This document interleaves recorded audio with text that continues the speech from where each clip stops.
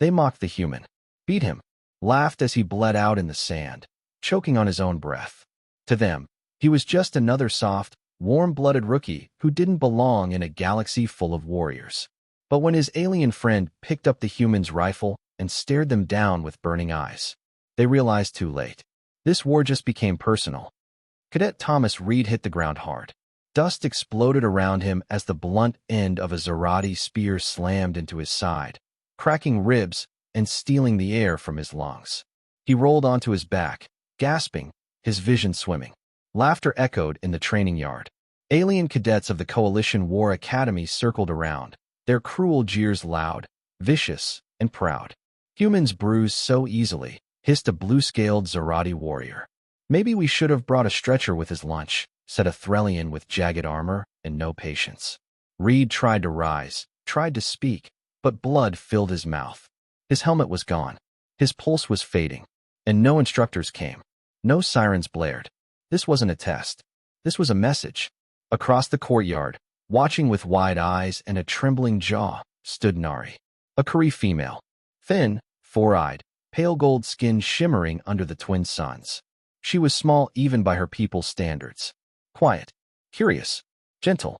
She had never seen a human bleed before. She had also never seen a friend die. And Thomas Reed was her only real friend. He was the only one who shared food with her in the mess.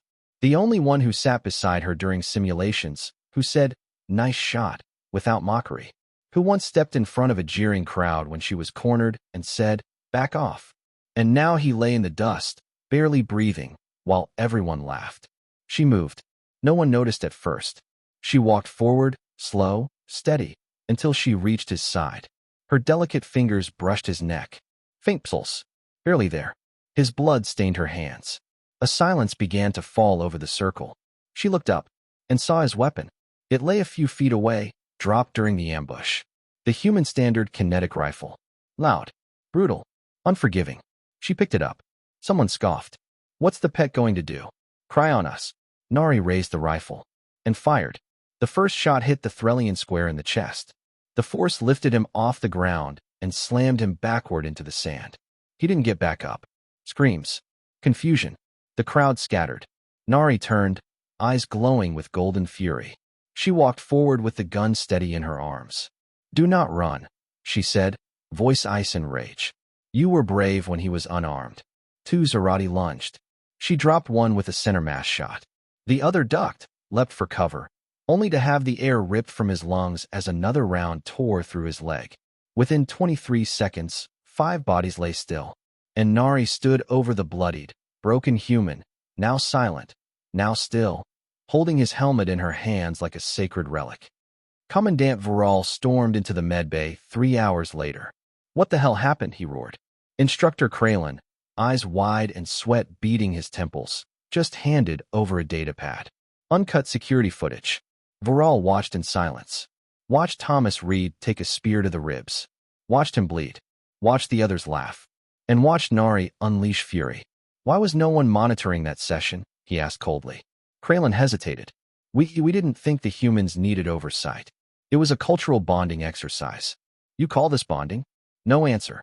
Viral's eyes narrowed. "And the human?" "Alive," Kralin said. "Just barely. Med team says he'll need extensive surgery. They're not sure he'll fight again." "And the Kari girl?" Kralin swallowed. "Sitting at his bedside. Hasn't moved. Still holding his helmet." Viral didn't speak for a long time. Then he turned and walked out. The news spread across the academy within hours. A Kari shot 5 cadets. A human was almost murdered. And no one, not a single soul, stopped it. By the second day, rumors reached the Coalition Senate. By the third, Earth knew. Colonel Mara Chun of Earth's Interstellar Response Division arrived unannounced. She was calm, precise, and absolutely terrifying. She reviewed the footage, reviewed the reports, walked the scene of the crime, then stood before the commandant and said one thing. "We're pulling every human cadet from this academy. Effective immediately." Viral tried to object. "Please. This isn't isolated." "No," she said. "This was predictable. We warned you about integration protocols." You laughed. He had no answer. "And Nari?" she asked. Viral hesitated. "She's not human. Not your concern." Chen's stare could cut metal. She picked up a human weapon to defend a human life. That makes her very much our concern. When Thomas woke, it was to beeping monitors, blurred lights, and the soft voice of someone humming. Nari sat beside him, eyes swollen but glowing. The helmet rested on her lap. "You stayed," he croaked.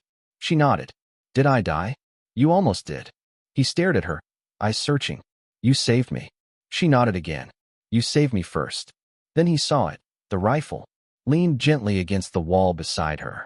Cleaned, maintained, loaded. "You know you're going to be in trouble for that." "I don't care," she said. "They laughed when you bled. I will never forget that sound." His eyes softened. "I told them it was my turn," she whispered. "They won't laugh again." The academy was never the same.